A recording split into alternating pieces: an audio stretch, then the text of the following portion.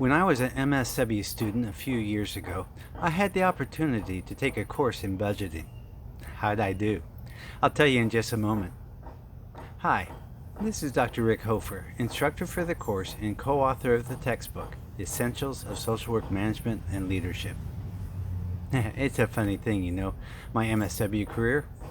I was sure I was going to be a community organizer like my heroes, Saul Alinsky, Martin Luther King Jr., or Dolores Huertas and Cesar Chavez.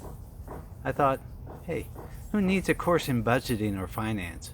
I mean, I'm not going to be an accountant. Dumb. Oh, so dumb. I mean, think about it for a second. There's got to be somebody to figure out what to do with the funds that come in. Somebody needs to make sure that limited resources get spent on the right things. Sure, those persons weren't necessarily going to get the long Wikipedia profiles, but they are needed.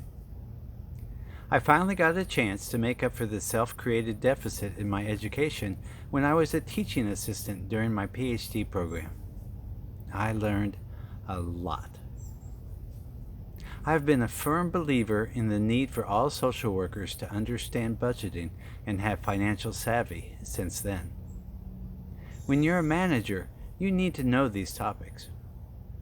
If you're ever on a nonprofit board, you need to know these topics. If you're ever thinking about working for a private nonprofit organization, you need to know these topics. If you don't, you may be signing up to work in a failing agency. I was correct about one thing. I didn't want to be an accountant. But knowing how to budget and how to deal with financial issues is vital.